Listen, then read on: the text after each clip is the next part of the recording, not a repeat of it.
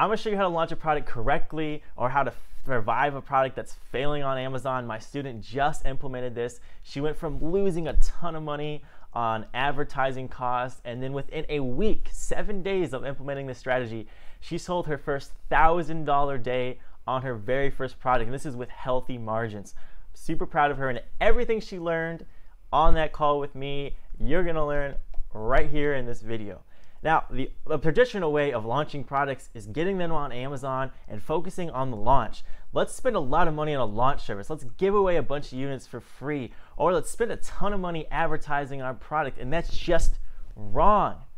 Everybody thinks the way to get ranked on page 1 on these search results is by getting a bunch of sales velocity, and that is true, but it's also so wrong. It's not what actually matters. In order to get ranked on page 1, sure, you have to have a lot of sales, but there's a more important factor right here that causes sales. It drives sales. And so if you have sales, but you don't have this, what's going to happen, and what I see all the time, is you get ranked on page 1. You expect sales to just pick up on your product launch, and they don't. You fall off page 1. You fall off page 2. Not only did you spend $400 or $500 on a product launch, now you're still in the same crap hole you were before. I don't want that. There's something more important, and we call it the conversion ratio. So Amazon has millions of data points, and they know when a customer searches for a search term on Amazon, what are they most likely to buy? Because Amazon only makes money when people buy stuff from them. So if I go search for coffee maker, Amazon has millions of data points, and they're going to show me what I'm most likely to buy. That's it. That's the simple strategy. And so we've got to help Amazon accomplish their goals. So if 1,000 people search for coffee maker and 50 of them buy your competitor's product, but only 10 of them buy yours, you're screwed. You're not helping Amazon achieve their goals. So Amazon is sure as hell not going to help you achieve your goals and get sales. So we need to focus on something different. Focus on something more important, and that's going to be increasing this conversion ratio. If 1,000 people search for coffee maker, I need more people to buy your product than anybody else is on the market. You're going to be the number 1, and that's how we get ranked. That's what drives sales. It's not just sales itself that matters. It's this conversion ratio. So how do we even do that? Well, we got to focus on 2 things. Number 1 is having a phenomenal product and innovating it. You've heard this over and over again on this channel, me pounding it. You need to innovate your product above what the competition is doing. Now, you've heard me say that so many times. I'm hoping you have. So we're going to focus on something different today. We have lots of videos on that. We're going to focus on what's the thing that's so easy to fix. This is what we changed in 1 hour call with me that literally 10 extra sales. It's you're focusing on your listing. We need to fix your listing so it looks good. And it's not just looks. Don't get confused that it's looks. It's how the listing reads. There are 3 things we got to do to get this just incredible listing that's going to increase your sales, okay? First one, we got to have the best first picture ever, period. This is what catches people's attention. There should be no way that people scroll down the search results and they miss your picture. If they can miss your picture, there's just nothing. Because if people don't see your picture, they can't click on your product, and they can't buy it if they don't click. So I'm going to show you how to do that. Then we got to get incredible title, the first couple bullet points, and the first part of your product description. Okay, those have to be phenomenal. They have to get me excited about your product. Okay, that's what we should be focusing on. You got to focus on getting customers excited and thinking your product is awesome and how cool it is, instead of what I see a lot of you doing, which is stuffing in keywords thinking that is going to save you. That is not going to save you. That's a terrible idea. So we're going to look at actual products on Amazon and how I would improve them. I rewrote titles, description. I got new photos. I'm going to show you all of it here. And I'm really excited about this because it seems like a lot of videos on Amazon are just a bunch of fluff, and I'm kind of tired of it. So here is the very first. We got to do some boring stuff, but we got to talk about it because it's important. First thing you need to do is talk about what your product is best at in the title and how great it is. So you should have done some innovation on your product, so it should be the best at something. But even if you didn't, you need to talk, you need to write like your product is awesome and it's exciting and it's cool. Okay, that's what gets people to buy your product. Okay, we're gonna invoke a little emotion. We gotta catch people's attention.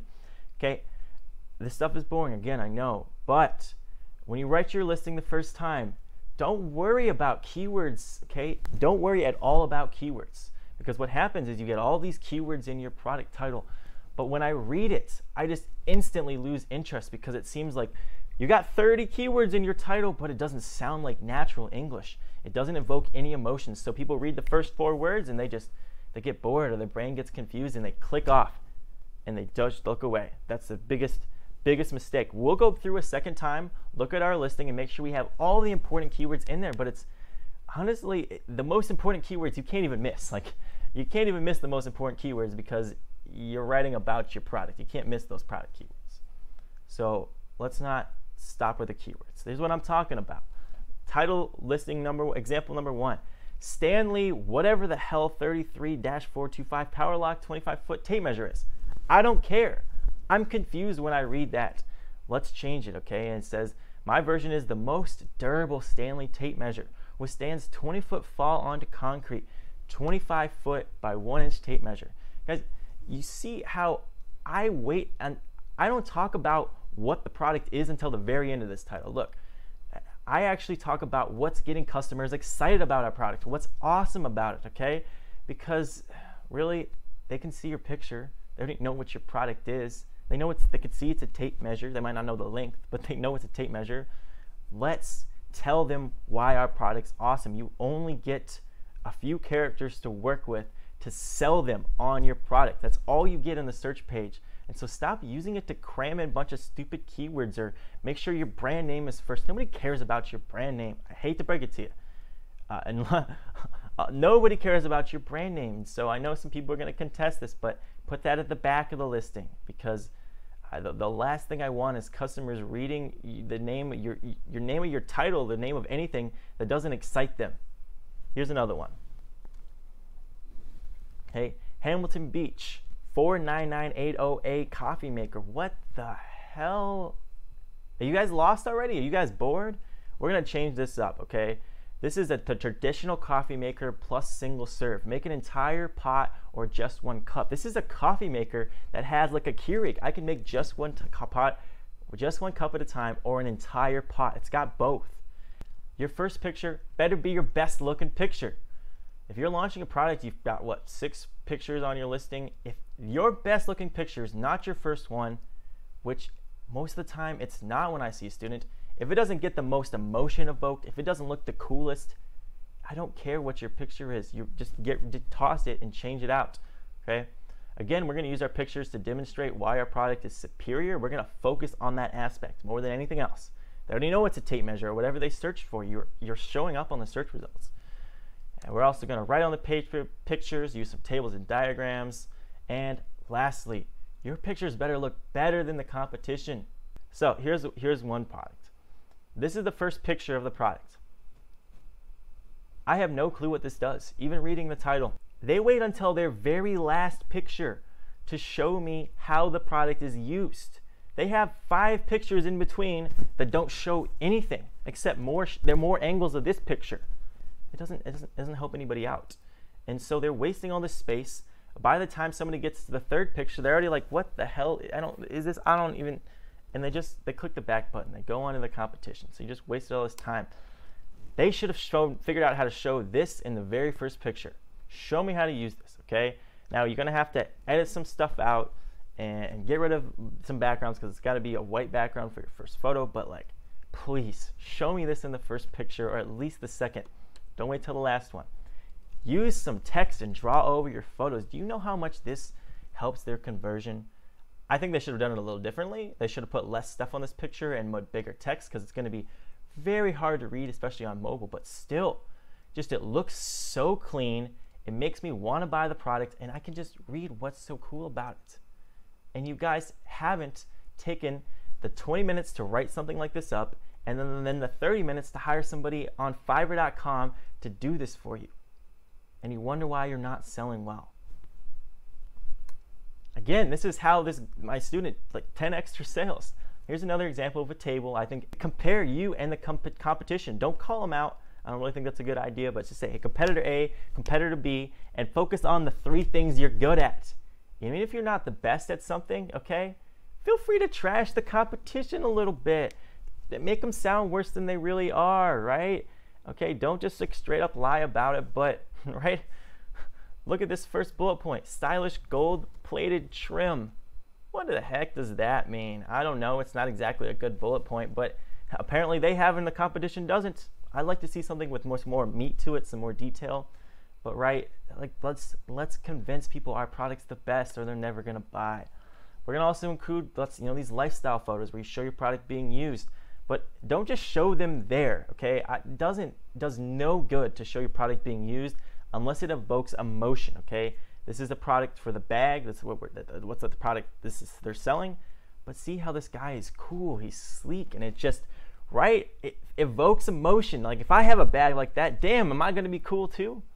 So you got to do that. Okay, your first bullet point is the most important. Same thing with the first part of the description, because what you need to know on mobile, which is about half of Amazon's sales, the bullet points don't show first. The bullet points show second after the product description. So if they scroll down and read your product description, that's what they're going to see first. So you need to have the same thing apply to the first part of the description. Most people don't read bullet point number 5, or they don't read the second or third paragraph of the product description. So those are still important, but they're not as important. They're just not. Facts. You got to focus on the first part, and that's why in the first part, okay, we're going to use this to again re-emphasize why our product's the best. So if I have that coffee maker, which can do 2 in 1, it can do a regular pot of coffee, and it can do just 1 cup at a time. That whole first bullet point is nothing about talking about how we can do that and how useful that will be for your life. Don't just tell me it can do it. Tell me how useful it's going to be for my life. Okay? That's really what you need to focus on. Take the stuff you used in the title, the cool stuff about your product, what got people excited about your product, and move that into the bullet points. Move that into the first part of the description. Okay? Again, later parts of the title and description are important, but they're just not as important. They're just not. When was the last time you read to the very end of the description, or the very last bullet point? Usually not the case. It's a smaller percentage of the population. Lastly, if you guys want to learn more about how to do this stuff and see actual examples and look over my shoulder, okay, and see the actual process from start to finish, even if this is like your 3rd video on Amazon, you don't know what's going on, I have a course. Okay, it's the cheapest one in the market, I promise, and I partnered with a guy. My partner Raphael sold $7 million on Amazon last year. $7 million. We sat down and calculated it. It was crazy. And I did this, and I made it affordable for you guys, because I don't know. I think selling a $1,000 course is freaking ridiculous. But that's just me. Anyways, if you want to check that out, first link in the description. You don't have to. Obviously, stuff's here free forever. And if you guys want to see how I actually pick products that win and that are innovative, I'm going to put a link to that right here. And if you guys want to put a link to my favorite video showing you my first year results on Amazon and what I really accomplished, so you see I'm not just BS, I'll put a link to that right here. Peace out. See you in the next video.